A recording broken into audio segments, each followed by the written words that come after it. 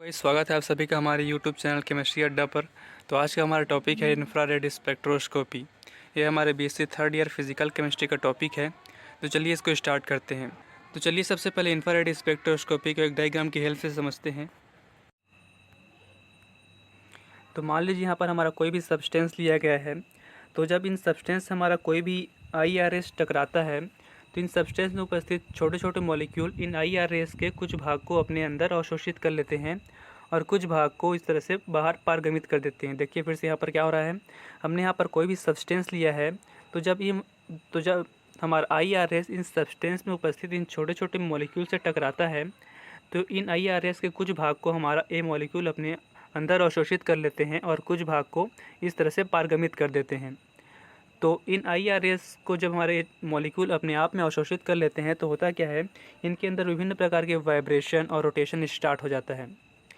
तो इन्हीं विभिन्न प्रकार के जो वाइब्रेशन स्टार्ट होते हैं, रोटेशन स्टार्ट हो जाता है इन IRS की वजह से। इसी के अध्ययन करने को ही हम IR स्पेक्ट्रोस्कोपी कहते हैं। तो चलिए इसके पॉइंट्स को देख लेते हैं, इससे अच्छे से क्लियर हो जाएगा।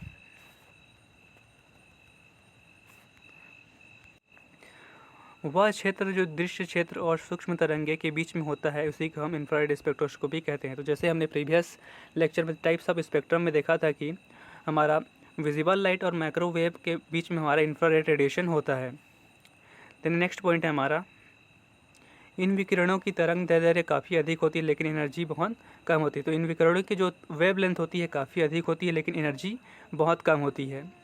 तो नेक्स्ट है हमारा,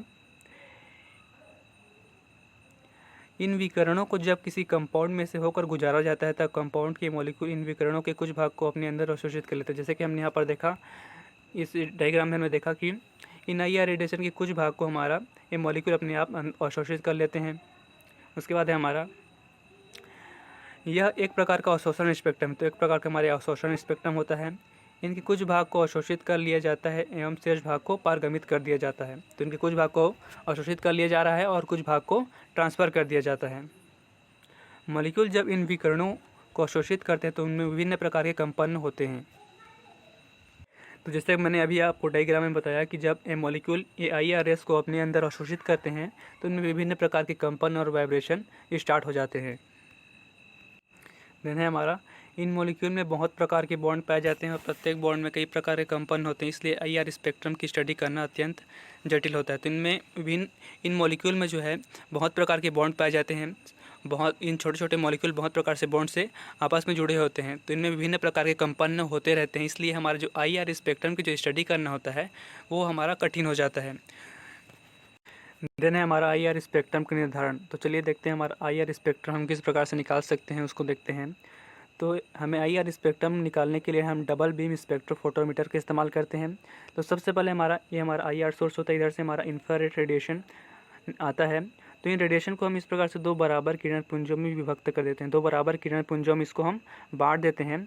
उसके बाद ये हमारा जो दो किरणें हैं ये दो सेल में आती हैं। दो सेल क्या होता है हमारा, एक हमारा होता है प्रतिदर्श सेल, एक होता है हमारा संदर्भ सेल। उसके बाद ये रेडिएशन इन दोनों सेल से होकर के हमारा दोनों मिरर में आती हैं। उसके बाद इन मिरर से होकर हमारा प्रिज्म में आती हैं और प्रिज्म के बाद हमारा डिटेक्टर में आती है और डिटेक्टर के बाद हमारा रिकॉर्डर में हमारा IR स्पेक्ट्रम प्राप्त हो जाता है। तो चलिए देखते हैं इसके पॉइंट्स को, उससे अच्छे से क्लियर हो जाएगा। तो इसमें हमारा फर्स्ट पॉइंट है, इंफ्रारेड क्षेत्र में अध्ययन के लिए डबल बीम स्पेक्ट्रोफोटोमीटर प्रयुक्त किए जाते हैं। जैसा कि मैंने आपको अभी बताया कि इसके लिए हम डबल बीम स्पेक्ट्रोफोटोमीटर का इस्तेमाल करते हैं। इंफ्रारेड स्रोत से प्राप्त होने वाले रेडिएशन को दो बराबर किरण पुंजों में विभक्त किया जाता है। तो इसको हमने सबसे पहले दो बराबर इस प्रकार से किरण पुंजों में विभक्त किया। उसके बाद है हमारा इंफ्रारेड, उसके बाद हमारा यहाँ दो सेल हैं, एक है हमारा संदर्भ सेल और दूसरा प्रतिदर्श सेल। संदर्भ सेल जिसमें विलायक होता है और प्रतिदर्श सेल में कोई यौगिक जिसका हमें स्पेक्ट्रम प्राप्त करना होता है। तो यहाँ पर देखिए, यहाँ पर ये हमारा एक प्रतिदर्श सेल होता है, एक हमारा संदर्भ सेल होता है। तो एक में हमारा विलायक होता है, एक में हमारा यौगिक होता है। देन है हमारा,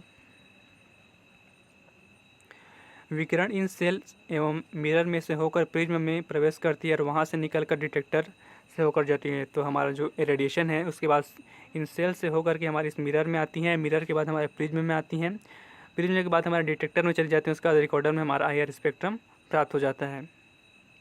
और इसके बाद हमारा देखिए यहाँ पर रिकॉर्डर में IR स्पेक्ट्रम प्राप्त हो जाता है।